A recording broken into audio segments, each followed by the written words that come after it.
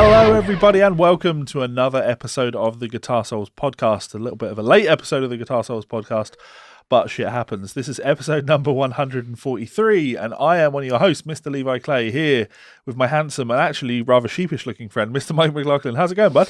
I am the shit that you speak of happens, unfortunately. I am all right, thank you. I had a bit of a brain fart. I was playing in Leeds on Saturday. It was really good. It was a private event. It was a wedding, would you believe? I saw a wedding gig.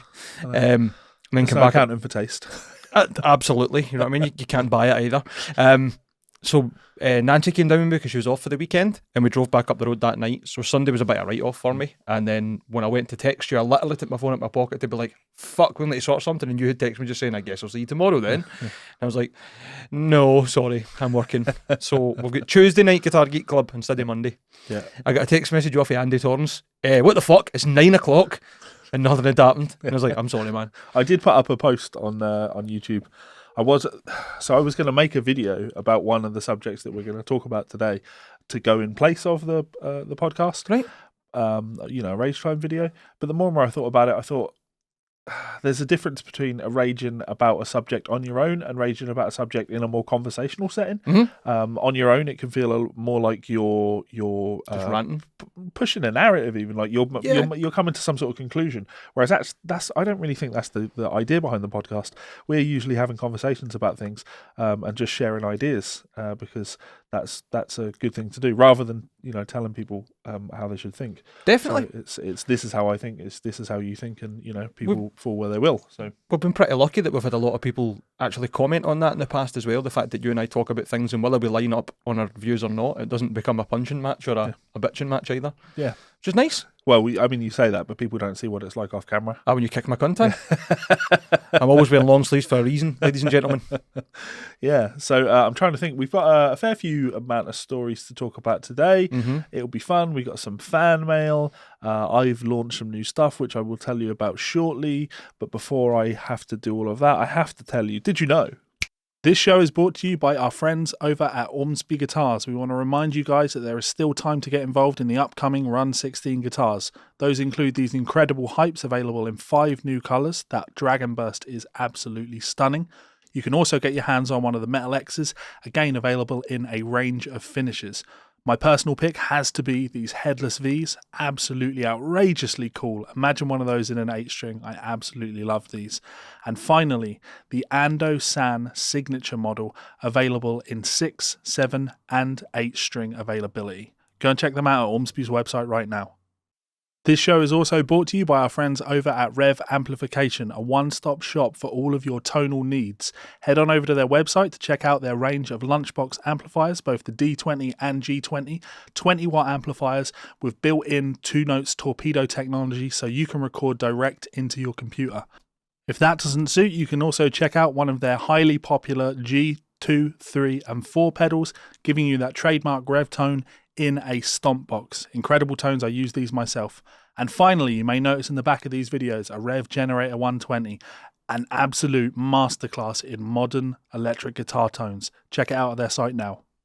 So as always, a huge thanks to our friends and family over at both Ormsby Guitars and Rev Amplification.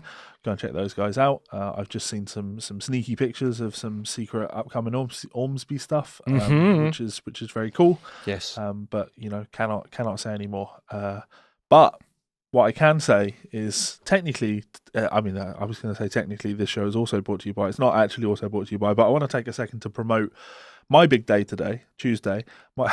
When you said we'll have to do it on Tuesday, I was like, on the one hand, cool, because I've been working my absolute pan in for the last week, and I could do with having a relaxation day. Just a wee break.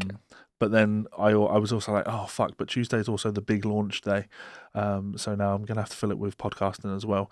But that's me. I can work my fingers to the bone. I enjoy that. The big launch day, what you launching? Yeah. Oh, your content. Yeah. So yes. I have now launched, and I would encourage everybody to go and check it out. Weekly guided practice routines. Sorry, I'm washing my hair that week. Weekly I will check it out. Guided practice routines over on my Patreon page, because as part of learning piano, one of the things that I have found to be really beneficial for me, and taking me back to what it was like to be, like a 15-year-old kid that was really inspired by music and just enjoyed playing, and wanted to practice. Remember those times when you used to like pick up the guitar and you wanted to practice and get better at things? I remember being in high school. Yeah, exactly. On piano, having free time. Exactly. The thing on piano that's done that for me is my daily guided practice sessions that I do with one of my instructors. And I'm sitting down every night and just making the time to go through the practice routine that he set out.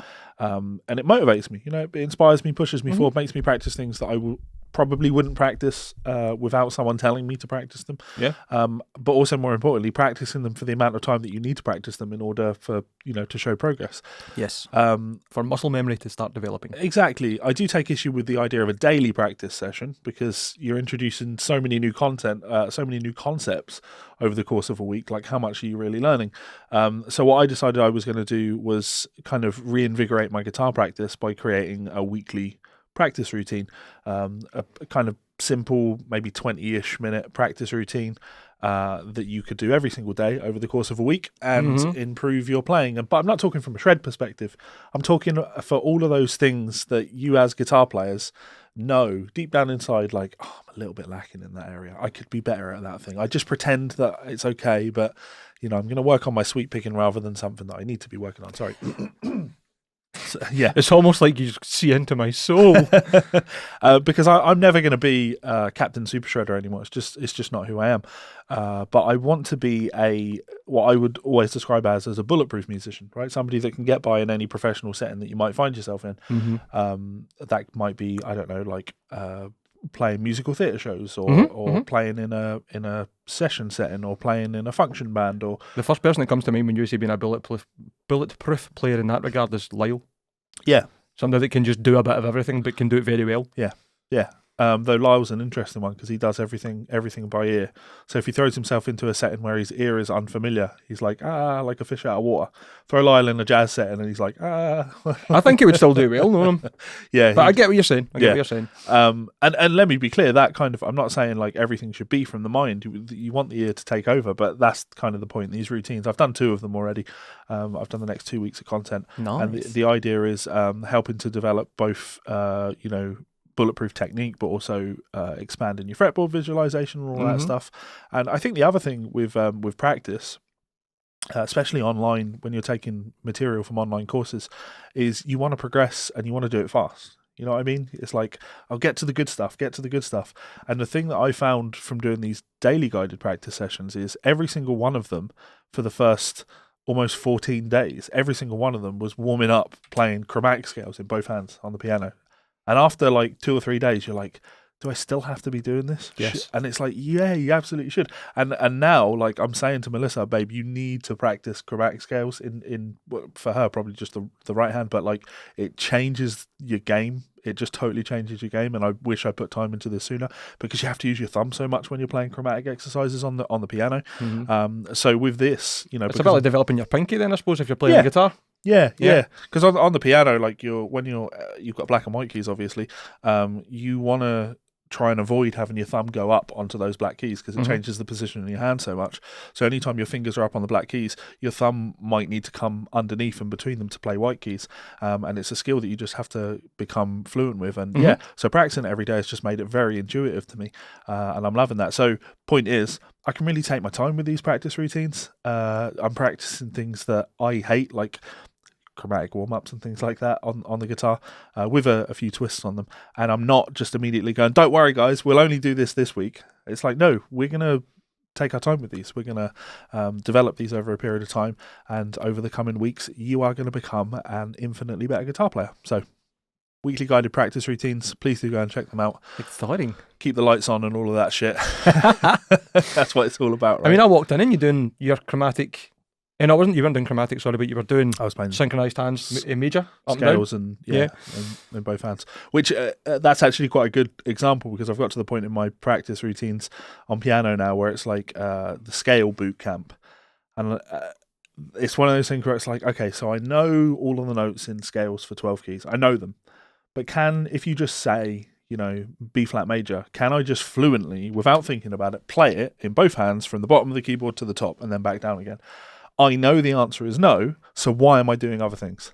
And this is really encouraging me to focus on that. Day one of my routine was from the content I was working on, I had to work on the A flat major scale and the D flat major scale and the G flat major scale. And I'm like, okay, this is stop. This is going to take me a couple of days to really become familiar with it. But now those three scales, like, I don't have to think about them. They've just become fluent. Yeah, I've been forced into practicing something to the point where it is fluent now, and that can only be a good thing. Absolutely. Were you given the expected outcome before you started your practice? As in, it wasn't just guided, it was, here's the goal we're going for? Yeah. I think that makes all the difference with practice. I think, especially for guitarists, we're too keen to go, I'm just going to practice going up and down scales or whatever, with no actual set intention, not doing it to a metronome, not doing it for musicality's sake, not doing it for familiarity's sake, not doing it consciously thinking about hand placement and whereabouts you are in the fretboard position and whatever else. So you would say that, like, knowing why you're doing things is important? Absolutely. Well, speaking of which, not a segue, but a good one regardless. With each one of these practice routines, like, I've done a full text write-up to explain learning objectives, each exercise, and things to take care of. I've gone to town with these. There's a 30-minute video of me, playing and talking through the exercises, and then after that, I've also done where is it? I've also done they're here somewhere. You've got a few going on. It looks like, I tell you what it looks like. It looks like an article from either a guitar website or from one of the magazines. Obviously, you've worked in those places before and done your thing. Sure. So it's a very similar format in that regard, in a good way. Yeah. It's quite clear that it's professional. It's meant to be for learning. Yeah. I've done full guitar profiles for every single one of them as well. And then after I've done, explained the routine, I also do a separate video where I'm literally just going to play the thing, play the routine from start to finish. And it's, I'm really, really, really happy with. Was that you playing different inversions of the same chords and stuff? Chord inversions. Week one has a lot of chord inversions and stuff in there. Look at me. So, music buff. That's totally the wrong camera. There we go. So please do. I don't know why I chose to do that crazy simp face that I know. Just anyway. Cool. So enough about me. Let's go on and talk about fan mail stuff. So we've got a bit of fan mail here from Gavin. I think Gavin's probably going to come up a couple of times in the podcast today. Gavin is our secret listener. Secret listener, the one that takes all the music recommendations and actually goes and listens to them. The actual listener. Yeah, exactly. And yeah, Gavin's a good egg. So they're all good eggs. Let's be honest, but we're a great community. Gavin writes, "Hi both. I've just got back into properly playing guitar again after a long layoff and started taking lessons with Levi, which have been brilliant. Don't plug him; he's terrible. I'm kidding on. The very sparse times that you and I have done anything that comes close to teaching guitar, you have taught me plenty. So there you go. Take that as a pat on the back that you deserve. I might consider doing it for a living one day. I don't you'd make money doing it, but you know what I mean? What about exposure? I'd take, the way my YouTube channel's going, I'd take payment and exposure right now. I had this sudden urge to stand up and start unbuttoning my trousers. I had the urge to stand up and pull my shorts down. No, right, we're hanging about too much. Alongside that, I've also been listening through the podcast back catalogue and really enjoying the discussions. I'll get it in early. Fuck the Tories. Thanks very much, Gavin, and you're right, fuck the Tories. Especially recently. I'm not going to get into it, but come on, fuck. Yeah. The death of Alexander Dumble got me thinking about the mystique that surrounded him and his amps, along with other pieces of gear like the Klon Centaur, Languedoc guitars, and other things that are essentially unobtainable for the regular player. Things like the Chufel fucking birdfish or whatever it's called. Things like that where they're like super coveted, rare, and whatever reason they've got crazy perceived value. Specifically with Dumble, there has always been discussions about what his amp circuits actually are. Rumours are early amps were just slightly modified fenders covered in epoxy to hide the fact, and reluctance to build anyone he didn't personally select seems to have led to people either thinking they're the most amazing amps ever, made by a reclusive genius, or that he was a snake oil salesman who hid the fact really well. Personally, I always leant towards the snake oil until I found out two of my favourite recorded guitar tones, Jason Isabel's slide solo on Yvette and David Lindsay's guitar on Late for the Sky. This one is perfect. Check it out if you don't know it. I don't actually. Were recorded on Dumble amps, which changed my mind a bit. Yeah, you need the mind changed on that one. It's not snake oil. Alexander Dumble. It's not up for discussion. He made fantastic amps. Yes. Absolutely made fantastic amps. Unfortunately, he didn't make enough of those fantastic amps, and therefore you find on the second-hand market, he wasn't selling amps for $100,000 a pop. That's what you think. We don't know. We don't know. We do know because there's advertised catalogue prices from like 20 years ago. But that would have been 20 years ago before he started becoming crazy, super recluse, secretive. But madman builder. The point is, he didn't start pumping out tons and tons and tons of amps, Yeah. and he absolutely could have. Yes. I think, to be honest, obviously not being able to have a conversation with the man himself, but you could have a conversation with someone like Doug from Black Machine. Mm-hmm. And he's not overly crazy on the fact that his guitars that he sold back in the day for $2,000, people are now trying to shift between hands for $20,000. Not trying. Some of them are actually going for that money. Yeah, which exactly. Is insane. So I don't think it's ever the builder's never crazy. It's a nice ego boost, isn't it? It's like there's mystique around my brand, but yeah, some lean into it, some don't. Yeah, I think especially you mentioning Clone. That's an interesting one as well. Gavin continues, personally, I always leant towards the snake oil. And no, sorry, it doesn't continue there. I'll move on. I was interested in either of you have any opinions on Dumbles. Do you think they're incredibly unique, or do you think the tones could be obtained with other, more available, not necessarily affordable gear, or somewhere in between? That's a really interesting one. I think there are probably plenty of amps out there that do what the Dumbles have done in the past, but they probably won't have the same appeal or sparkle as having an actual Dumble in front of you would do. I know there's quite a lot of Seriatone clones. There's a lot of, and when you say clones, I was going to say Seriatone myself. Clones, because they're clones. They are. It's all well and good covering your gear in epoxy. It doesn't mean that it can't be removed. There are plenty of like for like clones of Dumbles on the market. Plenty of them. And I don't necessarily recommend it or endorse it, but I understand why builders sometimes cover the components and hide what their values are. Yeah. Because especially nowadays, you look online, the minute a product comes out, there is a counterfeit version somewhere that is like for like. Yeah. Like there's a KSR series preamp copy. We talked about it on the show just recently. It was the last of the episode before. Like the Moore stuff being identified as actually being electroharmonic stuff, like to the board. Yeah. All that kind of stuff. So I can see why people would do it. But they don't worry about consumers, do they? Like my Jam Delay Llama, I love the Jam Delay Llama. It's been my favourite delay pedal for years. It's been on your board ever since I've known you, and you have always changed your board about. It's not now though, because it crapped out on me. Oh really? It's completely crapped out on me. It doesn't work anymore. So cool, what am I going to do? Have it repaired? Opened it up, took a look at it. Entire board's covered in epoxy. It's like, okay, cool. Pedal's dead. Unless Jam can fix it. I mean, potentially, but I'm sure they could, but it's it's way out of fucking warranty. So, if that weren't the case, I could probably give it to an electrician, somebody that really knows their stuff, and they'd be able to look at it and go, okay, this component's gone, I can replace it, and it'll be fine again. So it's a really shit grey area. Anti-consumer. It is, but it's accidentally anti-consumer. Yeah. In the process of it's a really, really interesting grey area. Sorry to go off topic. No, that's good. But even talking about like in America, like the right to repair acts and stuff, and like Apple suing guys like is it Louis Rossman, the YouTuber? They've done it consistently. Anybody for. But he's been going after them and like not giving up, sure. Doing repairs and going, that's a lot of shite. That's a fake screen that Apple have put in there. They're charging you that money for this when they've actually not done anything. Yeah. Like he's making a concerted effort to make a fool of them, which is great. I'm glad there's somebody who knows their stuff and is standing up for consumers, but also understand why some companies might want to protect their property in some degree. Sure. Anyway, I digress.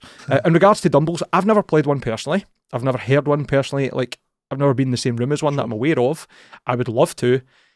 I have a feeling that there is some form of, I don't know, extra hi-fi EQ levels that it might have that probably give it the better option for sparkle, and obviously they're very well known for their cleans. Yep. Like, I think it's maybe Dumble's maybe designed it the same way a hi-fi would be, rather than it being just for the ranges of guitar potentially, and gave it that bit more. Yep. Just a total guess. But I would love to get my hands on one. And generally speaking, when you see people playing them, I also associate it with being pretty cool. But maybe that's because I saw the picture of John Mayer on the plane with the Dumble at his feet. And I'm like, or on his knee, whatever it was, and I'm just like, you're a prick. You are a prick. But like, I respect you, but you're a prick. Sure. Maybe expand it to the whole extreme boutique gear market, the stuff that only a tiny number can get their hands on. Is it really that good, or is it just the exclusivity that elevates his stuff to the top, while the actual sound could be achieved with gear that's much more available, even if it is still very expensive, or not that expensive? It's more the availability part I find interesting. I'll let you finish the next sentence, and then I'll come back to that point. Cool. Thanks for the podcast. Also, thanks for the Monday Night Guitar Geek Club. Oh, sorry. And Levi's Discord server users, two really friendly, helpful groups who don't complain if I ask loads of questions. Cheers, Gav. Absolutely not going to give you hassle for asking questions, Gav. Yeah. That's what we're here for. That's what everybody's here for. Bad people give you hassle for asking questions. Unless it is a really stupid question, in which case you will be ruthlessly mocked. Or a question that we've answered many times before, like this one. Or at least I've stated my opinion on this many times before, and that is boutique gear, right, is often better in terms of what it can achieve. But you're talking 2% better for a 40% price increase. Potentially, yeah. It's not about is it better or not, it's do you need that extra 2%? And the answer is almost always absolutely not. If you're buying into boutique stuff because you know it keeps value second hand, that's a good reason for paying the extra, because you'll probably get that back once you're done with it, and you'll have the experience of saying, I actually owned this boutique piece of gear. But no, I agree with you. I think there's that there can certainly be a bit of a disparity between I really want this, but the price is X, and is it worth X compared to Y? The example that jumps out to me, and this is no slight on the company, but the Analog Man King of Tone, people waiting 3.5 years just to get on the wait list and shit. There are clones out there of the pedal that are half the price. Yeah. I get that maybe these people aren't just enthusiastic about owning this particular pedal. Maybe it's the support for the company. Sure. I understand that too. Yeah, no, that makes sense. But that doesn't really come into it when you're talking about just the practicality of, does this pedal do what I need it to do, and is it the right price point? Yeah. And I don't know if this is something you have a strong opinion on or not, but artificial scarcity, obviously when it comes to supply and demand, I don't know how hard it is for Analog Man to build these King of Tone pedals, but given the demand... It's artificial scarcity, Yeah, given the demand, I don't believe there is any reason why they couldn't scale up production either by automating or getting more hand-built or more people in to build them and fulfill those orders quicker. It's not always as straightforward as that. This is me looking in view for the outside. But creating that illusion of artificial scarcity is something that, as a business, you should always take into consideration. You should always make sure that there's, you're just, at best, you're just satisfying demand. At best, you're just satisfying demand.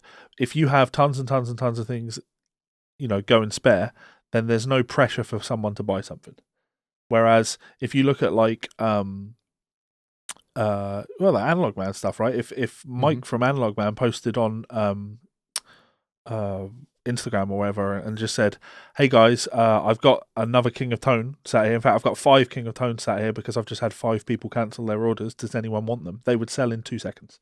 Whereas, if Fender put out a post saying, oh guys, we just found this extra fucking Squier baritone Telecaster in the warehouse. Anyone want it? Like, it's a Squier baritone Telecaster. Let's be honest. Loath have made them the hottest second-hand guitar in the market. Bad example. I picked that actually just because they've announced a new one's coming. Right, cool. Not that we're going to talk about it. We nearly talked about it. Yeah, it's funny. You've also got Nintendo up there, and we talk about artificial scarcity. They are the worst for it. Yeah. The Nintendo Switch. There is no reason why the Nintendo Switch should ever be out of stock. Yeah. None.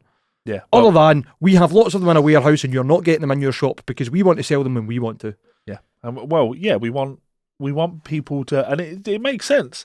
PlayStation have found themselves in a position where they've accidentally done that for themselves, which is if you go into a store, if I go into Asda tonight and there's a PlayStation 5 sat on the shelf, I am going to buy it.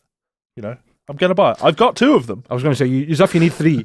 I'm going to buy it because I know how hard they are to get hold of. I know there are people on and when I say I'm going to buy it, I don't mean I'm going to buy it because I want 3 of them. I'm going to buy it so I can pass it on to somebody who wants one. And I don't mean make a profit on it. You do. 950 quid, you scalping bastard. Therein lies the problem, right? I'm not saying that the scarcity with things like this is because of scalpers, but they don't fucking help the situation. No, you're right. That's the other side of the coin.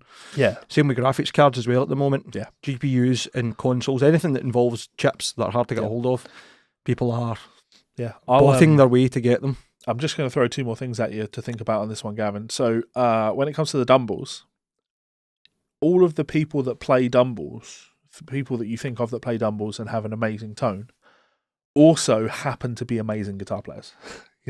Yes, guitar players that are famed for having an incredible touch on the instrument, right? The Dumble doesn't make you sound amazing. The Dumble makes an amazing player sound amazing because they're an amazing player. That's what a good amplifier should do. It should amplify the thing that you're putting into it. It should make what you're doing come out.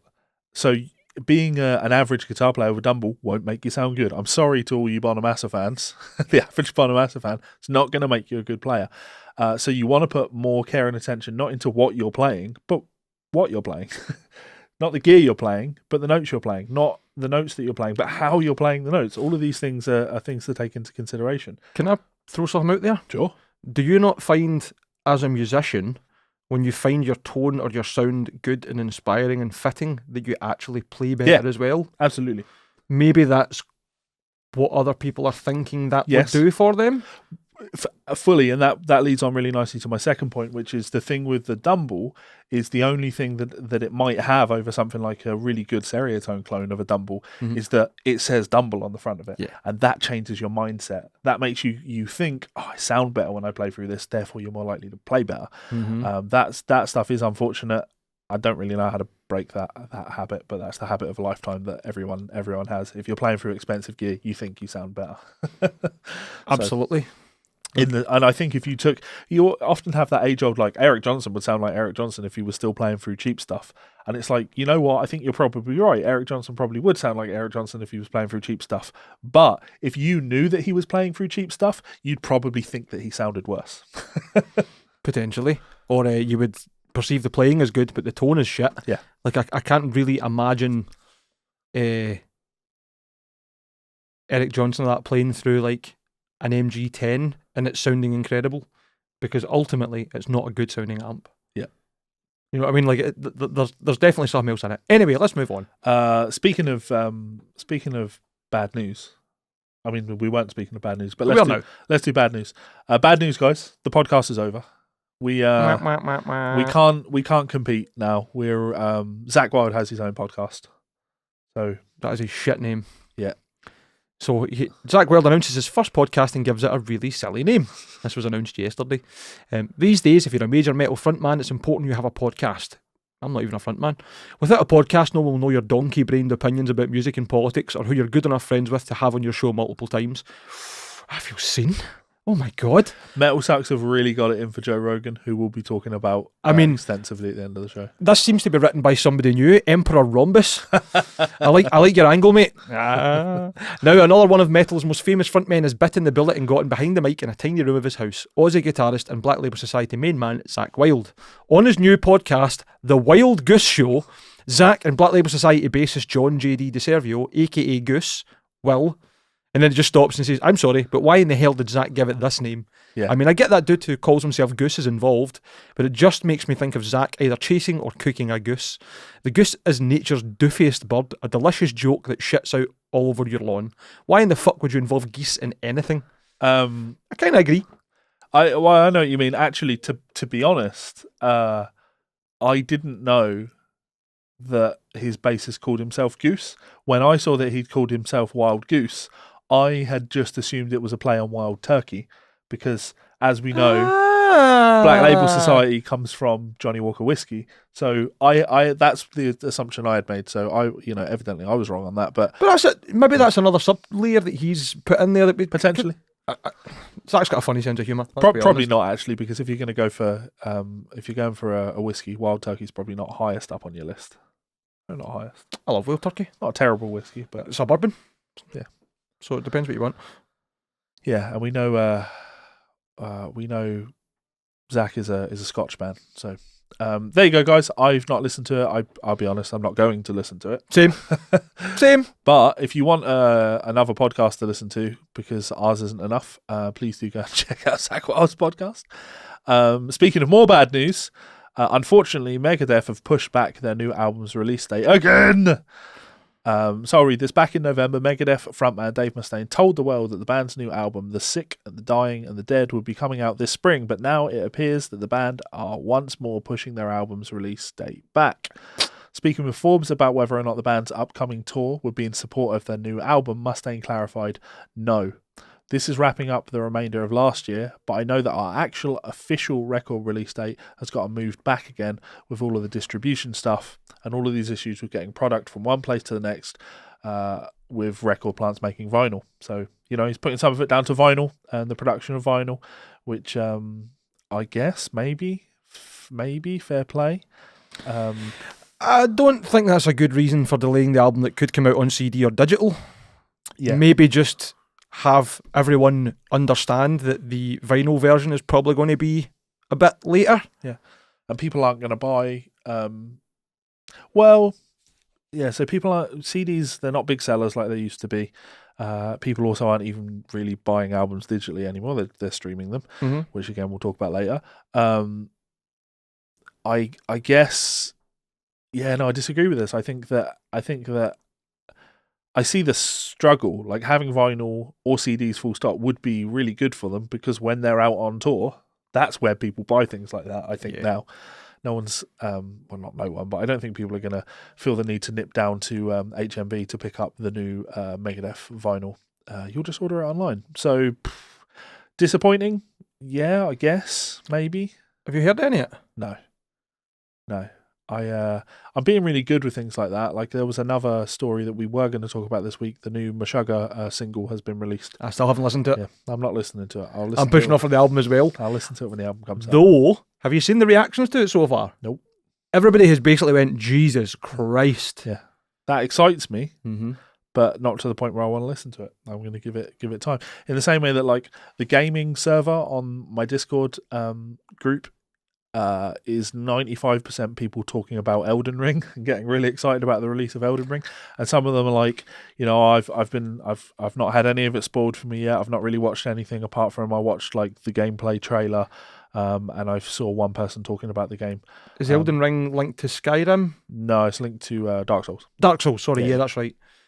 Both are franchises I haven't got into, hence why I'm staying back. I haven't super into Dark Souls now. I know you are, because you want any sort of game that gives you a challenge where you have to platinum it. Yeah. And those are hard by work. Far up there. You've played Sekiro, haven't you? Yeah, I've got platinum in Sekiro. I've got it on my computer, but I've just not installed it. It's fantastic. When I want to torture myself, I will. But currently I'm being tortured by playing Minecraft with Wayne. We've got a private realm, me, him and Kieran, and all Finlay seems to do is either attack me, kill animals, or ask me to change him from creative to survival mode, or cry because something isn't the way he wants it. Fucking kids. They're not two words you should put together, Levi. Yeah. Good point. Good. Which actually will come in line with a story that we're going to talk about later. I'm really teasing about the stuff we're going to be talking about later. There's quite a lot of accidental segues today. We're quite on sync. Yeah, I can't really segue to it now. It's way too early in the show. But I think too young. Best thing you could do. Best thing you could do for Finlay is put him in a band. I don't care how much he cries about it. Right. Mm-hmm. You mind that scene in Clockwork Orange? Strapped down to the chair, eyes open. Aye. Do that with him, but give him free hand so he can hold the controller and just put Dark Souls on. Okay, he'll be a man by the end of the week. No, he'll we'll have just a not full beard. I won't have a TV or a PlayStation anymore. You've no idea how frustrated this boy gets. You'll be playing Fortnite. He's not interested in shooting at other people, and when he dies, he rages out. I'm like, what do you expect, me man? You're playing a game where you run about and people shoot at you, and you need to shoot at them. But I didn't even kill him. It's like, yep, he killed you. I love your impressions of him. Okay, let's move on. Spend a lot of time with him. Speaking of gaming, I've seen this. This is crazy. Nintendo hits YouTube I don't soundtrack think it channel is. with over 1,300 copyright blocks. It just seems to be out of nowhere, just a big Yeah, no. yeah. But I mean, it is Nintendo. It's taken them a long time to get to it. But I just can't read through the story, and we'll see how I feel about it and how you feel about it. Yeah, I mean, I'm sure once the story's been read through, there'll be more justification in my mind. There's I no think it's just justification about it. Kotaku are very much in the corner of the YouTuber here, all right. and I don't think you should be. But go on. Okay. A YouTube channel that uploads video game soundtracks has reportedly been sent over 1,300 copyright blocks in one day. This news isn't shocking if you know Nintendo's track record when it comes to fan creations and communities, but it's still a frustrating situation. As much as the music is removed from YouTube, it's still not streamable on services like Spotify. Yesterday morning, YouTuber GsolesFanMail posted a tweet explaining that Nintendo had sent them and their channel over 1,300 copyright blocks. The channel, which is extremely popular, uploads full video game soundtracks, letting fans easily listen to their favourite Kirby or Mario track via YouTube.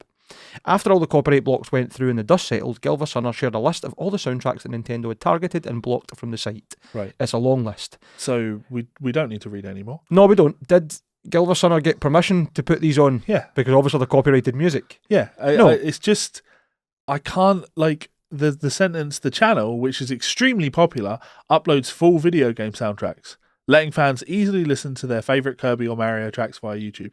I totally understand that might be something that you want to do. You might want to go and listen to this music. You might want to. And I am with you. There's lots of music that I want to go and listen to. And I might, and I'm not even going to say might, I absolutely am going to say Nintendo are absolute fucking idiots. You should have easy access to all of this music, right? But I also understand that it's their copyright. Mm-hmm. And if they don't, for whatever dumb reason, they don't want people to be able to access it, then that's just the way it is. We have to respect other content creators' copyrights. We have to. Times have changed big time. You remember when you used to buy a game, and I'm talking like Mega Drive, Master System, SNES, whatever. Sometimes you got the soundtrack with it. Maybe not when it was cartridges, but when it became CDs. Sure. Yeah. Definitely going into kind of more GameCube and PlayStation, probably an Xbox.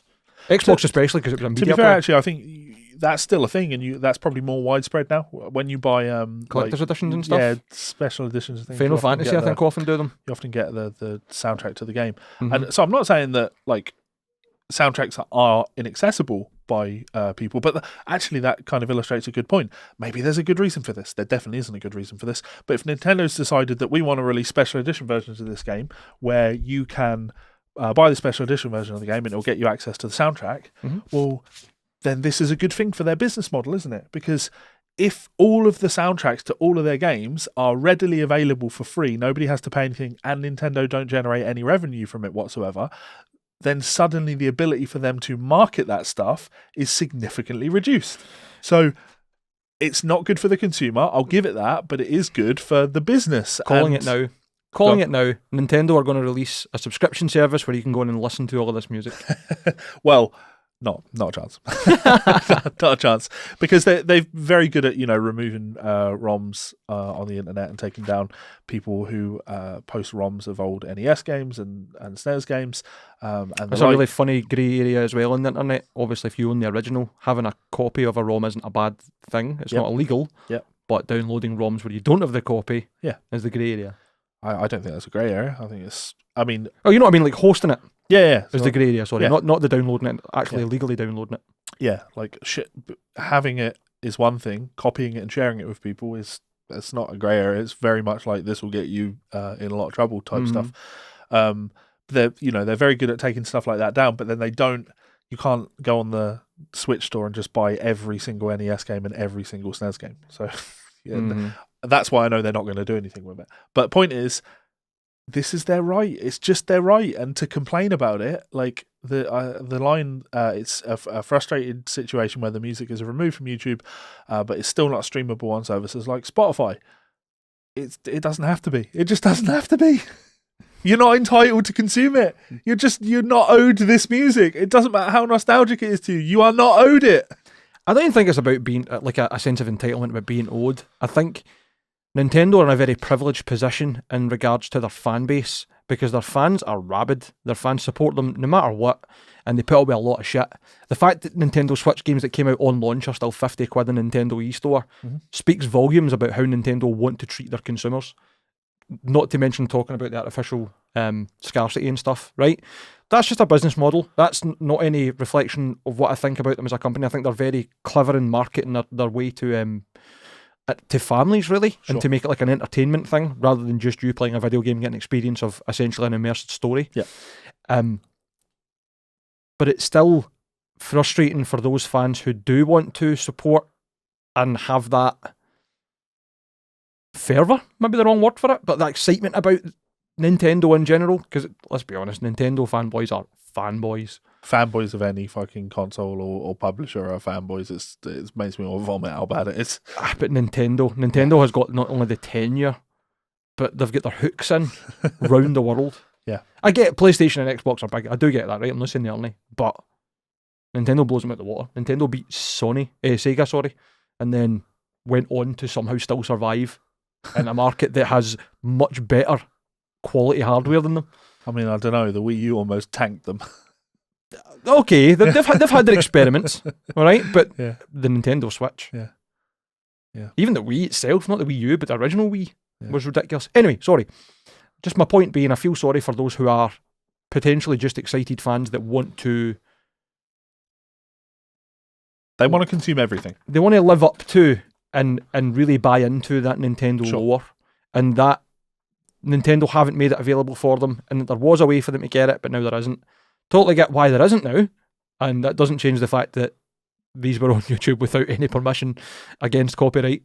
But I do feel sorry for people who probably would have enjoyed listening to those soundtracks. I just think it extends to... There's going to be a big list of games here. Evidently, it's not a big list of games. Not as big as I thought it was going to be. But the point is...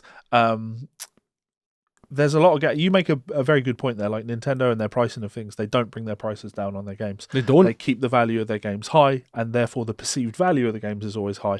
They're kind of, stabbed in the sides at all times by other platforms where prices of games do come down. If everybody consistently kept their games at high price points, then that would just be the accepted way that it's done, and people wouldn't maybe give Nintendo shit for it. But there are a lot of games on Switch, a lot of great games that are must-plays, I think. And a lot of draws. And they're very expensive. Yes. You may be in a position where you're fortunate enough, privileged enough, to be able to just go and buy them. You may be like me growing up, who didn't have access to anything, couldn't buy any of these games. I might be able to borrow one off a mate, but I couldn't access them all. That never meant that I was entitled to them. And with all these soundtracks... It's the same as saying, I can't afford to buy all of the Nintendo games, so I'm just going to steal them. And you're just not entitled to play the games. You're not entitled to listen to the soundtracks. So it's a false equivalence, though. It's not theft. Somebody listening on YouTube is not theft. Yes. Someone downloading the tracks would be theft. It's a different sort of theft. It's a different sort of theft. Because it's But there's no ownership. It's contributing to that devaluation of it's theft of potential income in future. Okay, right. That's fair. It's not literal theft. Yeah. Okay, right. I get you. But it's removing a potential revenue stream from Nintendo. Yeah. That Nintendo haven't actually put up themselves because they are stupid. I mean, because they've obviously made their own decisions as to what is available for fans and what isn't. So let's move on and talk about my hero, Damon Albarn. Let's talk about Taylor Swift. Big Taylor.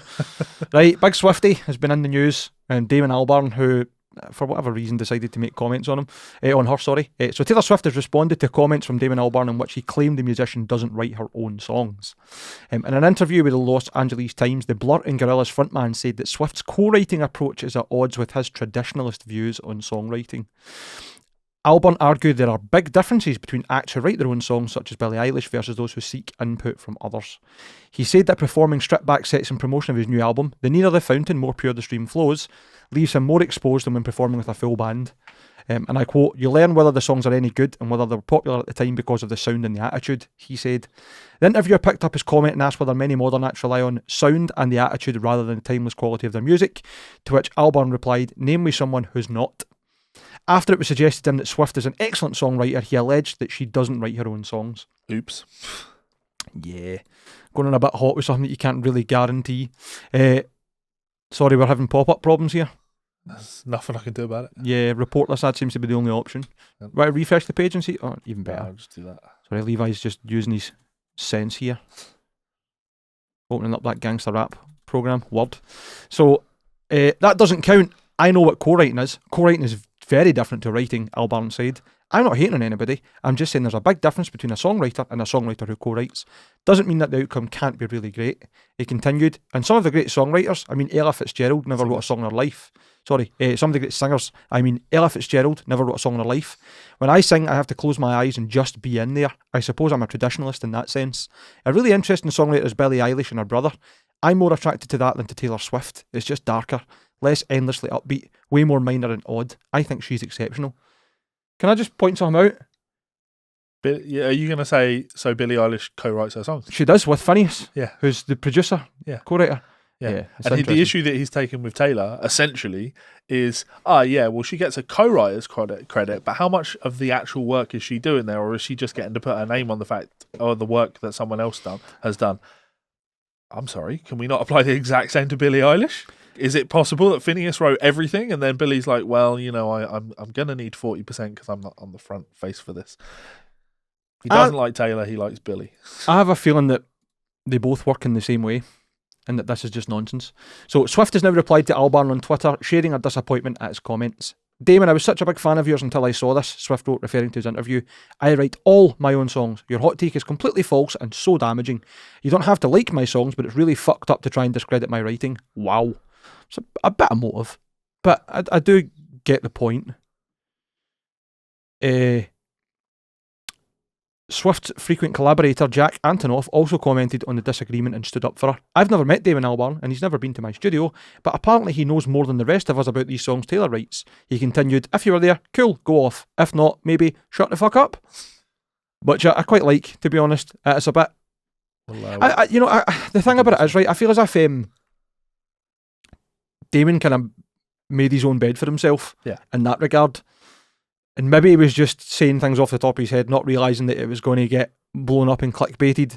Because it certainly feels like they've went, cool, here's a quote from a musician that we can cancel versus another musician and make some drama. He shot himself in the foot because he said, name me someone that isn't like that. Yeah. And then the interviewer turned around and gave him an example. And what is he supposed to do? Especially if it's somebody he doesn't actually know all that much about. He can either say, oh, okay, yeah, you're right, I'm wrong. Which you should have done. Yeah. Like, okay, point taken. Maybe I've got more musicians I need to go and check out if they're actually doing their own writing or not. And it would be harder in that scenario to say, well, I don't actually know in that scenario. He's just gone with, she's a successful pop star, and therefore she gets co-writing credit, so therefore she doesn't do any of her own work, just because we know that lots of people like that exist. Like, fucking, it's lazy, but gone. The thing about it is, like, if you watch any Taylor Swift's performances, like where it's like stripped back, it's just her on an acoustic guitar. It's quite clear she's wrote the songs on the acoustic guitar, and everything else that's been built around it's been done in the studio, which in my mind would be where the co-writing comes from. So go from here. Cool. Albarn's comments also caught the attention of Aaron Dessner, who co-wrote with Swift on her Folkmore and Evermore albums, and also called him out. Not sure why you would try to discredit Taylor's brilliant songwriting, but as someone who has gotten to press record around her, your statements couldn't be further from the truth. You're obviously completely clueless as to her actual writing and work process. Albarn has since replied directly to Swift's tweet saying, I totally agree with you. I had a conversation about songwriting and sadly it was reduced to clickbait. I apologise unreservedly and unconditionally. The last thing I would want to do is discredit your songwriting. I hope you understand. So he owned it. He did. Tried to blame the interviewer though. While it was reduced to clickbait in terms of the titles, you did say the things. Yeah. Specifically about Taylor Swift. Yeah. So it's a bit of a shame as well, man. Maybe this is just some extra clickbait for Damon to promote this new album, because really outside of the Blur and Gorillaz, I don't know his stuff. Sure. Sorry, Blur and the Gorillaz rather than the Blur and Gorillaz. It's not for me. But, I like Gorillaz. I think it's really good. Yeah. At least the first album was. I don't mind some Blur. Yeah. The idea of songwriting and co-writing is it's an interesting one, because it can just mean so many different things. It can be the thing that we've seen in pop, which is where a mega pop star, part of her contract that she has when writing with songwriters is she gets a 20% writing credit, even if she's not in the fucking room. That's the cost of doing business. type thing, which obviously I don't agree with, but if that's the contract you sign, then that's the contract you sign. And then you have people like when Melissa's writing, she's written a whole new comedy show at the moment. Ooh. And I have made suggestions on things, and I've said I better get co-writing credits. Well, herein, that's exactly the point, right? So I'm like, I'm happy that I've made a couple of suggestions and tweaks that you've taken on board, but I don't want any credit. Whereas Melissa is very much like, no, I think that if someone's involved in your song in any way, shape, or form, that person should absolutely get a songwriting credit on it. Mm-hmm. Some people are wanting to give those credits away, and some people wanting to hide them. We don't know which of these camps Taylor falls into, and because we don't know which one it is, we just shouldn't be concluding. We should, like, unless we can convict beyond a reasonable doubt, then the person's innocent. And in this case, you just don't know. You don't know what Taylor's writing situation is. My understanding of Taylor is that she is, I was going to say musically proficient. Let's go with musically competent. I would say she's proficient. She's obviously not a bad songwriter. She can play piano and guitar. Yeah. And sing. So and she's had some best-selling albums, regardless of whether you want to enjoy the music or not. Oh, that's I mean, from a playing perspective. All right, okay, and a knowledge of what's possible for a person to be able to do and know. She's competent compared to proficient. But maybe she's a complete jazz muso and we just don't know it. Yeah, I'm not gonna. I get what you mean. I don't want to take her down a peg, because my point is she's more than musically competent. Mm-hmm. Like, so why would we think that she can't write songs? Why would you think she can't write these songs? Like. Sorry, do we listen to Taylor Swift songs and goes, "Wow, these are musical genius beyond what any mere mortal could possibly do"? There's no way that silly little Taylor Swift could have written these songs. No, they're a lot of them are just basic ass pop songs. They're well written, and I say that in it appears that I'm saying it in a negative way. Nothing wrong with that. Nothing wrong with a basic ass pop song. I like a basic ass pop song, and for that reason, I like Taylor Swift. I've got all the time in the world for Taylor Swift. Secret Swiftie. Confirmed. Right, should we move on to the big one? Yes. You knew it was coming. Of course I did. But it's just... Neil Young's discography removed from Spotify. We regret Neil's decision to remove his music from Spotify, but hope to welcome him back soon. Yeah. Did you know... It's a weird segue. I know. Let me rephrase that. I didn't know that Neil Young... wasn't young? I didn't know that Neil Young actually supported paedophiles. I didn't know that Neil Young supported domestic abusers. I didn't know that Neil Young supported rapists. I didn't know any of these things. Why am I saying that? I pass.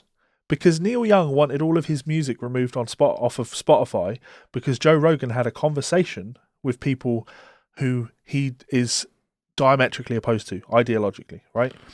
Was it not in regards to misinformation? Yes. Regarding COVID vaccines? Well, misinformation's a complicated one, isn't it? I haven't listened to it. I'm going by what I've read, and I know that's big part of it. No, we'll absolutely come to that. But like, what is misinformation? What is misinformation? Joe said it just 2 days ago.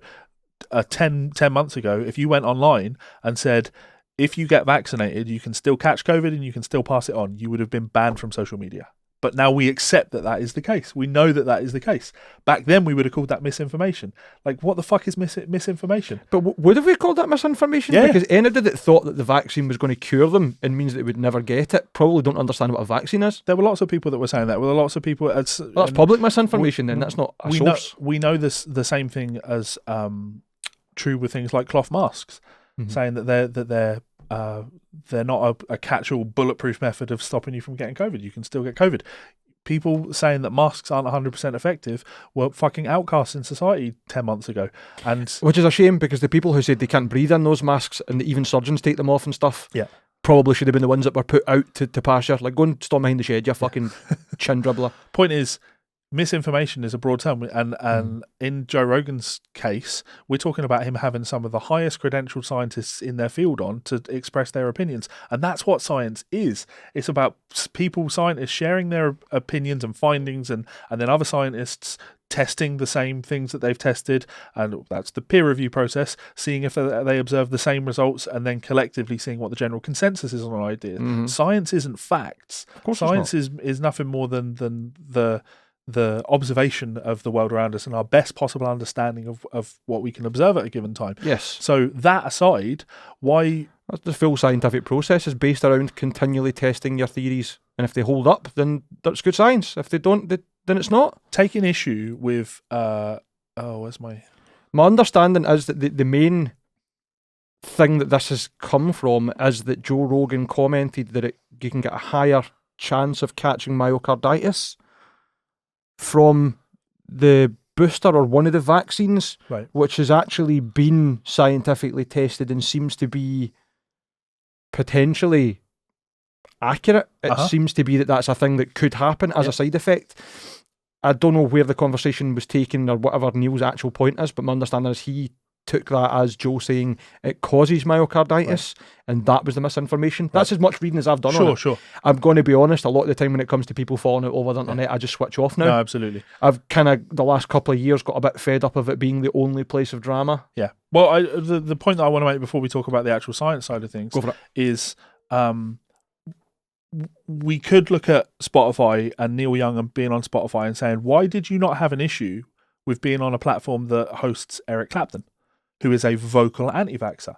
Mm-hmm. Why was that not a problem? Why did you have no issue with being on someone who was an outspoken, not compared to Joe Rogan, who my understanding is isn't actually an anti-vaxxer, has not said don't get vaccinated, it's bad for you. Eric Clapton, on the other hand, vocal anti-vaxxer, but no problem with that. No problem sharing a platform with Eric Clapton. I think it's probably more to do with the content than just the message. Yep. Because obviously Eric Clapton's music on there, apart from that fucking one song, whatever the fuck it was called, that most recent one, they're not songs about. No, but they're not going in depth into that as a topic. Sure, his new stuff is becoming more like that. But point is that you can find a lot of content that is extremely distasteful on Spotify. Mm-hmm, a lot of it, and we can't just go, it's on Spotify, therefore Spotify endorse all the words that are in it, right? And here's my point. So 6ix9ine, the rapper, 8.5 million million monthly listeners on Spotify. 8.5 million monthly listeners on Spotify. Pled guilty to, checks notes, for distributing a video of him and a friend engaging sexually with a 13-year-old child. Pled guilty to. So you had no problem being on a platform with somebody who has pled guilty in a court of law to fucking children. So that is a completely valid point, and I agree with you, and it's fucking scary. I don't think the problem is necessarily just that Joe is on the same platform. I would assume the difference is Joe was exclusively given mega money by Spotify to move over to that platform exclusively. So they're not just hosting his content, they've endorsed it, they've welcomed it. So maybe that's his problem. It's not necessarily just with Joe Rogan. But at the same time, it doesn't change the point that... Yeah, I mean, you could have had ethical issues with anything. R. Kelly, 4.5 million listeners on Spotify. Terrible, shady bastard. Gary Glitter still gets 700,000 listeners every month on Spotify. Apparently other people want to be in this game. Yeah. Tupac Shakur, 15 million monthly listeners. What do you think about Tupac? How do you mean? Like, what's your... Not my cup of tea. That's just I don't mean as in like just his music, like, but obviously you've put him in quite an interesting list. Obviously convicted of first degree sexual abuse for sexual battery and sodomy. That's bad. Of course it is. People obviously refute whether that actually happened or not. I don't know if I believe that. You don't know if you believe that was the case? I don't know if I believe that it didn't happen or it did. I don't know. Hang on, don't you consistently take the view of listen to all victims? Of course I do, but that doesn't mean that. And he was convicted of it. I mean, okay, fair enough. Yeah.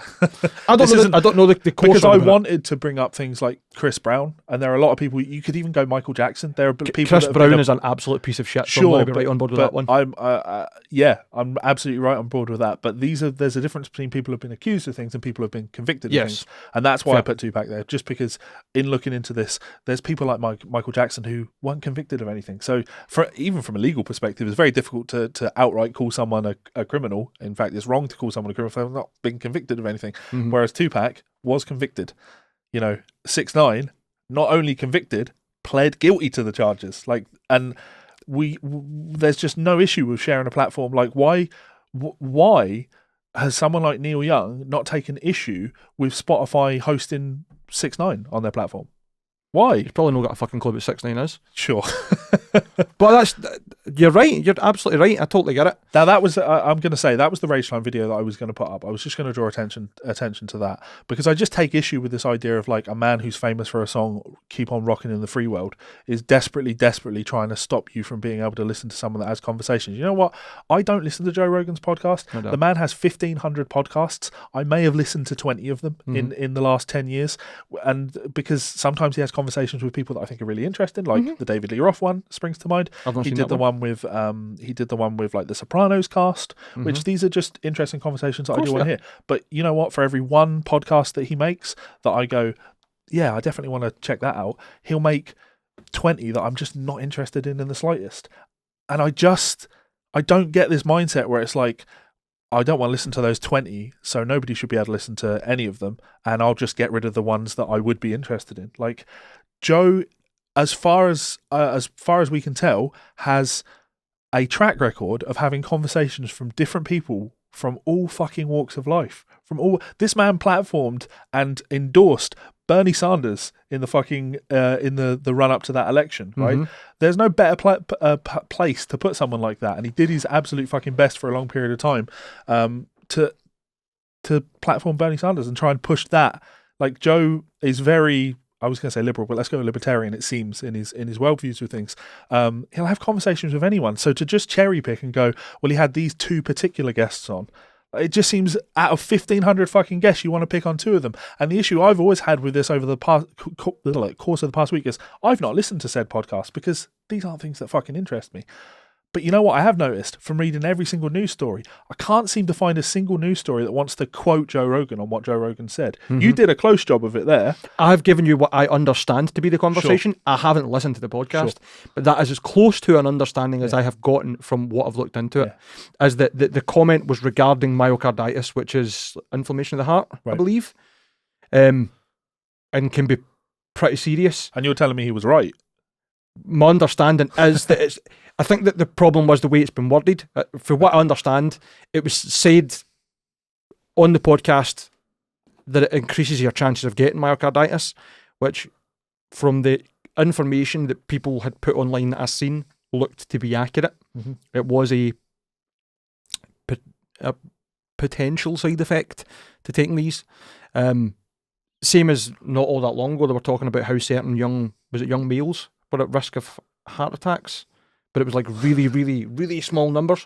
But that seems to be the information that was put out there. Maybe I've got it completely wrong. Like I say, I've not listened to the podcast and I haven't done mega research, but that was my understanding. I've read it. This has been in discussion greatly in the Discord server over the course of the last week, and I just have not been able to find in news stories people that want to quote Joe. And it just, to me, it just comes down to that same old tired trope of, we've got this view in our mind that this person is a bad person, and therefore any time that there's any opportunity to try and stick the knife in, we hate the fact that Joe Rogan has the most popular podcast in the world because people go to him rather than the mainstream media to consume things.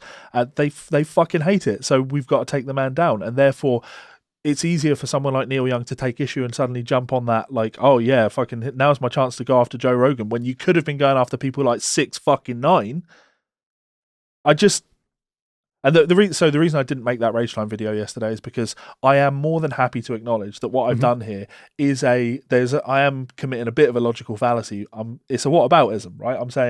I'm saying sure, misinformation is a bad thing. I'm happy to acknowledge that. But what about this? I don't know if it's whataboutism. I think in my mind, you weren't necessarily saying you have to go with all of these things, otherwise this is invalid. To me, it's more you're pointing out what a strange hill to die on, considering. I'm not even going to go the free speech argument, because that's like this isn't that. This just isn't a free speech argument. The government aren't intervening. If the government were telling Spotify that they couldn't host Joe Rogan, then I'd be saying, well, this is a free speech argument. But it's not. But Neil's argument of people shouldn't be able to have conversations, or it's dangerous for people like this to have, I think, and I said it time and time again, the BBC platforming Nick Griffin and the BNP was the best thing that happened to British politics for a long time, because they gave Nick Griffin enough rope to hang himself, and it absolutely annihilated the BNP, right? What's the problem with having people on a podcast that loads of people listen to when they're wrong about things. Like, what is the problem with that? Because you just give them a platform to then show them how wrong they are about things. I think the thing that people find very uncomfortable about the Joe Rogan thing is sometimes he has people on who have very controversial views. The Alex Jones podcast is a great example of this.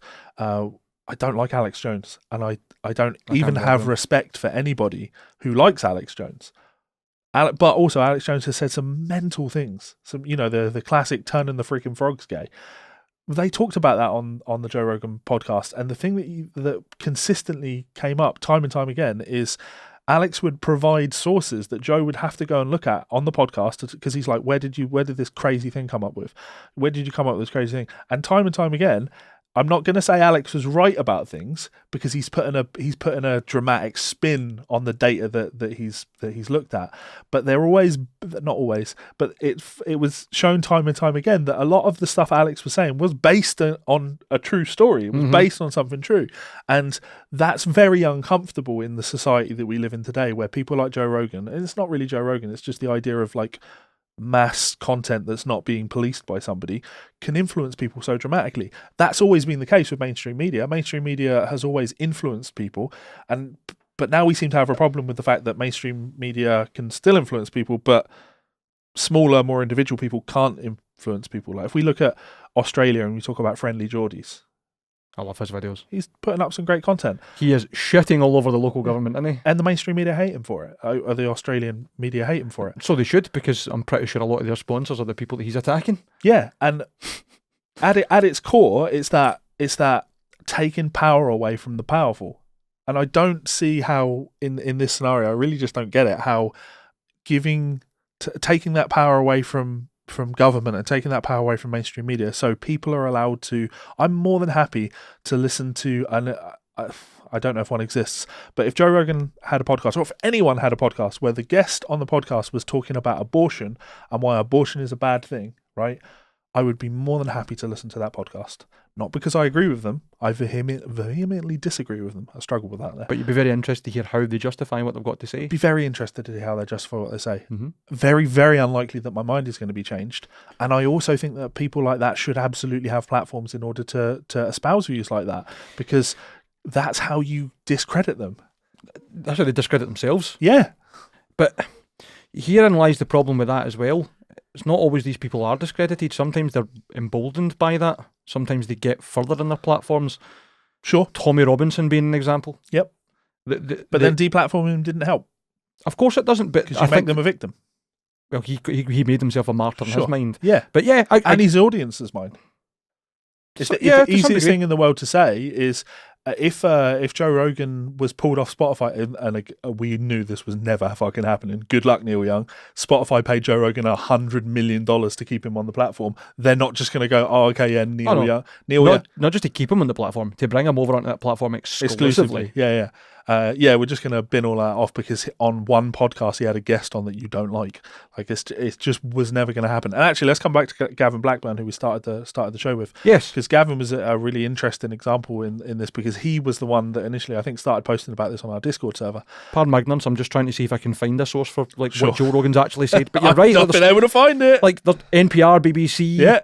Rolling Stone, Daily Mail, and it just says, what does Joe Rogan say? And then there's no really anything. It should be so easy if you're writing a news story to just put in quote marks. And you know what? I might actually just come over to Neil's side and just be like, you know what? Yeah, actually, Joe Rogan is a force for evil in this world. This is bad. But I can't convict someone based on things that are accusations. And accusations of things that people have said should be the easiest fucking thing to prove. But I can't news stories aren't telling me what the man said. I don't understand it. It's the easiest thing. And the reason is not a single one of the fucking people that wrote the stories listened to the podcast, did their due diligence and listened to the podcast, did the due diligence, listen to the podcast and reached out to Joe for comment. Because it would be so easy for him to be reached out for a comment and just go, you know what, guys, you're absolutely right. I did say that and I completely misspoke. Sometimes that happens when you're having a 4-hour conversation with someone and you're smoking weed and drinking. Sometimes you misspeak. Yeah. And this is one where I'm more than happy to go on the record and say I absolutely misspoke there. We've misspoke on this podcast. And I don't want to be fucking hung for it. Back to Gavin Blackburn. I do it in fucking daily life. Sorry, yes. Gavin posted this on the Discord server, and he was actually really annoyed by the situation because, oddly, he's a huge Neil Young fan. So he's now found himself in a position, a huge Neil Young fan who listens to Neil Young on Spotify regularly. So now he's found himself in a position where he was like, well, now I'm having to look for alternative streaming platforms for my family to be able to use so I can listen to Neil Young. I didn't think people like that existed. People that listen to Neil Young. Yeah. My logic was, and I saw it in a meme, anyone under the age of 30 is going to look at this and go, who's Neil Young? Anyone over the age of 30 to about 60 are going to see this and go, shit, Neil Young's still alive. Anyone over the age of 60 is going to say, what's a Spotify? I didn't think this was going to actually impact anyone, but evidently, it is impacting people. It's impacting Gavin. So there will be a lot of people impacted, I'm sure, and there's been other musicians who've said they would do the same thing, but I don't know. I don't think if you're going to do it for the right reasons. Yeah, do it for the right reasons. And I'm not saying that this is a wrong reason, but like 6ix9ine, yeah, the actual Chris Brown.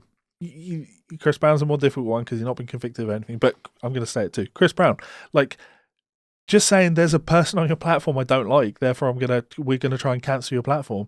And the weirdest thing about this actually is you're getting people just desperately trying to cancel Spotify with the alternative of what? Let's all go and join Tidal. Oh, sweet! So musicians can make like 10% more of their fuck all. Like, unless you're cancelling Spotify for the sole reason of streaming is bad, it doesn't pay the artists enough, and what we're going to do to fix that is collectively artists are going to pull all their music from Spotify and streaming platforms, and consumers are going to stop paying subscriptions to streaming websites, and then artists are going to go back to selling their music and consumers are going to buy that fucking music. Then you have achieved nothing. You have achieved absolutely fucking nothing. You lose! Good day, sir! Absolutely. You've done nothing here. And I've said it many times on the podcast.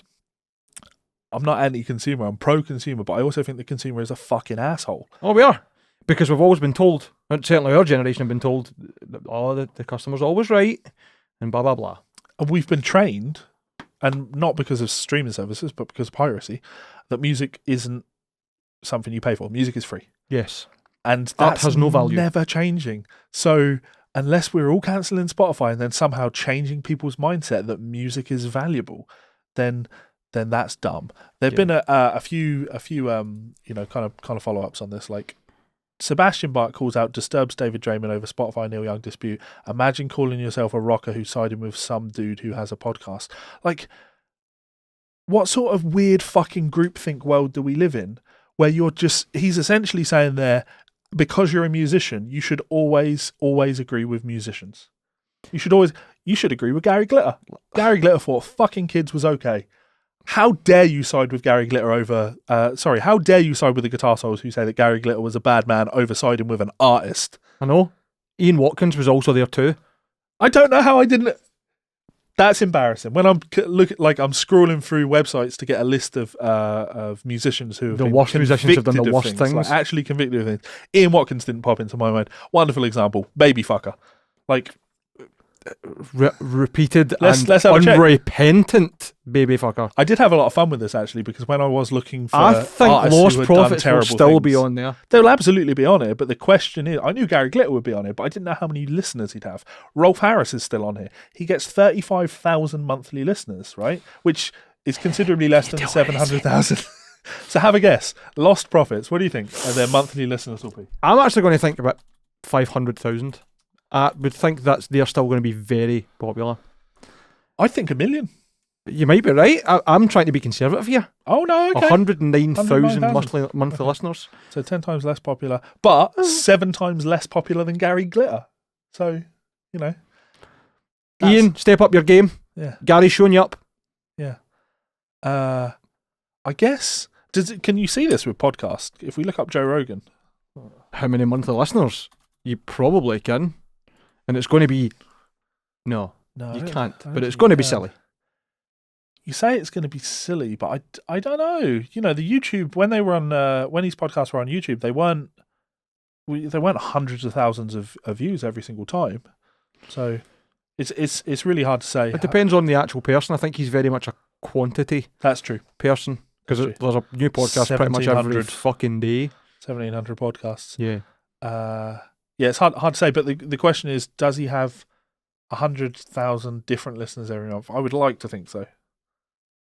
But does he have 1 million different unique listeners. Not listeners. I would. I don't, it's hard It to wouldn't say. surprise me. Hard to say. Because what I think Joe Rogan's got over musicians on Spotify is the fact that he has constantly different people with different topics on his podcast to talk about different stuff. Yeah. Like, even if you don't give a fuck about Joe and you're not interested in him, if somebody's interested on it, you'd probably be like, I'm going to get a listen just to hear them. Yeah, Case in point being, you've heard a few Joe Rogan stuff. I've heard a few Joe Rogan things. I'm not really that bored about them. I gave an example on the Discord server where I said the reality is when you have a guest go on the Joe Rogan Experience, you know that what you're going to get is a conversation, a true conversation, like what this podcast is supposed to be. It's supposed to be two friends having a conversation. The idea behind this was always, what would it be like if people were sat in a pub with us listening to us having a chat? And I think that's what the Joe Rogan Experience is. It's very much that. To a degree, yep. It's not an interview. It's a conversation. There's a back and forth going on. Yeah. And it feels natural. And that's There's also not a set criteria for what questions are going to be asked in an order. They're going to have a conversation. It flows. Yeah. So let's talk Dave Mustaine again, right? So the new Megadeth album's coming out. When that new album comes out, what would you rather see? Would you rather see Dave Mustaine doing another interview with Guitar World magazine, or Dave Mustaine on the Joe Rogan Experience? On the Joe Rogan. Because for the chance that it might take DMT and then kick Joe Rogan in half. Because they're gonna have a conversation, you know, and you're gonna get some things out of Dave that he just wouldn't say in a Guitar World interview. And even if you don't really like Joe Rogan, there's no denying that he's a good interviewer because he's very interested. He does research on people and he asks a lot of good leading questions. Yeah. At least my experience has been the ones I've listened to. That seems to be the perception of him. But unfortunately, this will just add more fuel to the fire of Joe Rogan's an alt-right extremist, which is just the dumbest assertion I think I've ever fucking heard. So Neil Young, has removed his music from Spotify, and Joni Mitchell has followed suit, and a few other artists that no one cares about has followed suit. And it will make absolutely no difference whatsoever. And I don't think it should have made a difference in the first place. Nah, but in the interest of fairness, I think we should read Neil Young's statement regarding it. Just so that it's out there and we can give his side of what he believes, right? Spotify has recently become a very damaging force via its public misinformation and lies about COVID. I first learned of this problem by reading that 200 plus doctors had joined forces, taking on the dangerous life-threatening COVID falsehoods found in Spotify programming. Most of the listeners hearing this unfactual, misleading and false COVID information on Spotify are 24 years old, impressionable and easy to swing to the wrong side of the truth. These young people believe Spotify would never present grossly unfactual information. They unfortunately are wrong. I knew I had to try and assertion. This is really like I'm older than you and you should listen to me. Like that's a logical fallacy in itself, some sort of assertion of wisdom and power. All my music is available on Spotify, being sold to these young people who believe they're not being sold, people who believe what they are hearing because it's on Spotify, and people like me are supporting Spotify by presenting my music there. I realised I could not continue to support Spotify's life-threatening misinformation to the music-loving public. Cool story, bro. You've been very over the top and emotive. I think in the interest of fairness, we'll also do Joe's statement then as well after this. Go on. That sounds good. There's Joe's, then there's actually a Spotify one. Where's Joe's statement? No, it's on my Discord server. Oh, sorry, right. So this continues. Is this him talking? He's made his statement. Let's do Joe's. Joe's is video, so we'll have to listen to him. Super interesting and fair.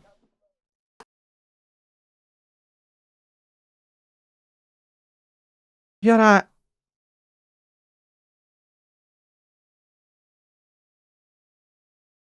There you go. You need to turn me down as well. Technology. Address some of the controversy that's been going on over the past few days. And first of all, to say thank you to everyone that sent love and support. I truly, truly appreciate it. And it's been very nice to hear from you. I wanted to make this video, first of all, because I think there's a lot of people that have a distorted perception of what I do, maybe based on sound bites or based on headlines of articles that are disparaging. The podcast has been accused of spreading dangerous misinformation, specifically about 2 episodes, a little bit about some other ones, but specifically about 2.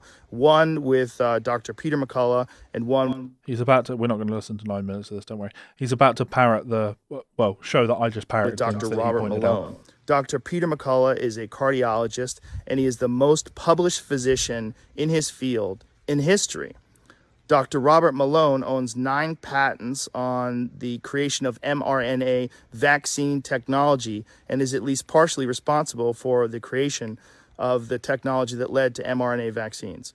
Both these people are very highly credentialed, very intelligent, very accomplished people, and they have an opinion that's different from the mainstream narrative. I wanted to hear what their opinion is. I had them on, and because of that, those episodes in particular, those episodes were labeled as being dangerous. They had dangerous misinformation in them. The problem I have with the term misinformation, especially today, is that many of the things that we thought of as misinformation just a short while ago are now accepted as fact. Like, for instance, 8 months ago, if you said, if you get vaccinated, you can still catch COVID and you can still spread COVID, you would be removed from social media. They would ban you from certain platforms. Now, that's accepted as fact. If you said, I don't think cloth masks work, you would be banned from social media. Now, that's openly and repeatedly stated on CNN. If you said, I think it's possible that COVID-19 came from a lab, you'd be banned from many social media platforms. Now, that's on the cover of Newsweek. All of those theories that at one point in time were banned were openly discussed by those 2 men that I had on my podcast that have been accused of dangerous misinformation. I do not know if they're right. I don't know, because I'm not a doctor, I'm not a scientist. I'm just a person who sits down and talks to people and has conversations with them. Do I get things wrong? Absolutely, I get things wrong, but I try to correct them. Whenever I get something wrong, I try to correct it because I'm interested in telling the truth. I'm interested in finding out what the truth is. And I'm interested in having interesting conversations with people that have differing opinions. I'm not interested in only talking to people that have one perspective. That's one of the reasons why I had Sanjay Gupta on, Dr. Sanjay Gupta, who I respect very much, and I really enjoyed our conversation together. He has a different opinion than those men do. I had Dr. Michael Osterholm on at the very beginning of the pandemic. He is on President Biden's COVID-19 advisory board. I had Dr. Peter Hotez on, who is a vaccine expert. I'm interested in finding out what is correct, and I'm also finding out how people come to these conclusions and what the facts are. Yeah, that's enough. Yep. So I honestly can't see a mindset where you listen to someone say something like that and go, bad person. Especially when he's controversial podcasts where some people that have negative public opinion on. There were 2 of them, and then he lists off 4 people that had the opposite view that he's had on. Like, the world goes to shit if we just like close off our conversations from one entire group of people. Yes, there is no critical thinking if you can't have that critical conversation. Yeah. Really. So I don't take issue with you know what? Fan mail, guys. If you want to shoot us a fan mail this coming week and do the thing that I've struggled to see anyone on Twitter do, or the thing I've struggled to see any of the fucking news articles do, help me, right? Show me, help me. I don't even want to say show me when I'm wrong about something, because I've not taken a position on this. I've just said I've not been convinced of something, right? If Joe Rogan has said something egregious, show me what he said. Help me out here. Like, quote the man, because this isn't about Joe, is it? Our conversations on this subject. This is the same thing that we've had many, many times on the podcast, and it's about lazy fucking journalism. Lazy fucking journalism, where you've got an agenda that you want to push, and therefore you twist the story to push whatever agenda it is that you happen to have. Like, help me out. For what I understand here, the problem isn't necessarily Joe Rogan. It's certainly not with Neil Young. It seems to be Spotify in general. But then, because he's been the most recent person to have anybody on that people don't like the opinions of or what they're hearing, he's been the one that's been targeted. Yeah. Weird. Yeah. It'll be interesting to see how this all unfolds, if anything comes from it. Well, so Spotify have remove Neil Young. Spotify from Earth. Spotify have giant slingshot. Ping! There's your heart of gold on the moon. We actually probably should have watched more of the Joe Rogan thing there, because Spotify have introduced content policy now where there's an advisory before controversial subjects, where it's saying, like, viewers should listen carefully to this stuff, and it's not the views of Spotify, but also at the same time it shouldn't be taken as truth. This is a discussion. These types of things, they're just... Why would that ever need to be written down as a disclaimer? That's like, right, see when I get to the pub, see the steaming guy at the bar, you need to remind me that he's maybe not telling the truth all the time. Yeah. Well, because I think in Neil Young's statement, he kind of gives this impression that, like, these people believe that Spotify would never present grossly unfactual information. Prove that. But Spotify aren't presenting grossly unfactual information. They're hosting a podcast where people have a conversation. Show me the person in the world that was like, oh, the thing I love most about Spotify? They only ever post factual things. I'm really fucking sick of seeing Daniel Ek kicking about in his anti-vaccine hoodie. I've stopped reading the Times. Instead, I just go to Spotify for the news. Like, come on. I know. No one thinks that. You and I are getting a bit hyperbole here, but the point stands, right? Like, this is... Joe supports it on that statement. Joe's like, I think what Spotify's done in bringing these content advisory is a good thing. Like, I'm totally for it. Because you should be. Like, if you're talking about something like, outrageous or controversial, then yeah, maybe people are stupid enough that they need to be reminded that, this isn't the news. This is people that, like, there are so many of those Joe Rogan shows where it's just like, no thank you, this is clearly you just sat down getting fucking high as balls with someone and doing the thing that most stoners do in a scenario like that, where it's just like, let's spiral off and talk about all these, or let's go off on this tangent and maybe this and maybe that, and like, that's not an inherently bad thing, but to have things like that exist and then to go, oh well, this is bad for the public. What are you fucking doing? This is stoners talking about fucking nonsense and how the Queen's a lizard. Like, I mean David Icke. Yeah. When we taking him off the platforms? I don't know if he's on Spotify. Is he on Spotify? Probably not. Have you got music playing in here? I think it's noise outside. Is it? Yeah. I wasn't sure if it was like headphones or something going. The COVID cult with David Icke. The non-human lead cult running the show, the nature of reality itself, virus isolation. The legendary David Icke joins the podcast to discuss the state of the world and everything in between. Now, I would state with a lot more certainty that you could find quotes in here that are horrendously misinformed. You mean like David Icke talking about how the Queen is an Anunnaki lizard and has green blood? Yes. So... it's just good that this football pundit knows so much about the universe that we don't. Isn't it really? You know what I mean? Yeah. Incredible. I know that's really reductive and shitty, to be fair. That's fine. I know a lot about the universe, though. I've learned a lot about the universe. Yes. I've learned a lot of things. For example... teach me. Did you know? This show is brought to you by our friends over at Ormsby Guitars. We want to remind you guys that there is still time to get involved in the upcoming Run 16 guitars. Those include these incredible hypes available in 5 new colours. That Dragon Burst is absolutely stunning. You can also get your hands on one of the Metal X's, again available in a range of finishes. My personal pick has to be these headless V's, absolutely outrageously cool. Imagine one of those in an 8-string. I absolutely love these. And finally, the Ando San signature model, available in 6, 7 and 8-string availability. Go and check them out at Ormsby's website right now. This show is also brought to you by our friends over at Rev Amplification, a one-stop shop for all of your tonal needs. Head on over to their website to check out their range of lunchbox amplifiers, both the D20 and G20, 20-watt amplifiers with built-in 2-notes torpedo technology so you can record direct into your computer. If that doesn't suit, you can also check out one of their highly popular G2, 3 and 4 pedals, giving you that trademark Rev tone in a stomp box. Incredible tones. I use these myself. And finally, you may notice in the back of these videos a Rev Generator 120, an absolute masterclass in modern electric guitar tones. Check it out at their site now. So there we go, guys. Another fantastic episode has come to an end. Thank you very much to our friends and family over at both Ormsby Guitars and Rev Amplification. Go and check those guys out. Kings. I was going to say go and check Joe Rogan out on Spotify, but I don't actually even mean that. Don't.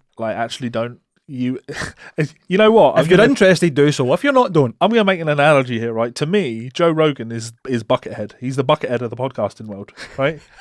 He's got so much fucking content. He just throws so much shit out there, and there might be some good stuff in there that's worth listening to, but largely, I've not got the time in my life to wade through it all. No, thank you. And that is why you're wrong. Yeah. That is why you're wrong. I mean, there's a bit of difference between an hour-long album of music and a 2 or 3 or 4 hours long podcast of a man talking to another man and potentially talking shit. He's definitely got a lot more content than Buckethead. I'll give him that. But Not by much. Yeah, I was going to say, not by as much as you'd think. So Maybe if you're only counting Buckethead, if you don't go into like his anagram, his weird Death Cube K, like different band names that so he could release music under, or Bernie's Bucket of Brains, or any of his other wild fucking departures. yeah. Did you see a thing about DJ Ashba supposedly did, saying something I about did. fucking Guns N' Roses weren't cool when Buckethead joined? Yeah. Says you absolute waster nobody. Look at you. You look as if you want to be in Motley Crue, but they'd kick you out because you look like a wee dick. It was Get a grip. It was nearly a story that we talked about. But I'm not going to slag him. DJ Ashba, nobody cares. You are the least contributing member to Guns N' Roses. Yeah. You're riding on the coattails of Slash and Buckethead, and everybody else is involved in the band. Bite a shite. and on that note, Mike, until next time, Fuck DJ Ashba. Fuck him. bite a shite.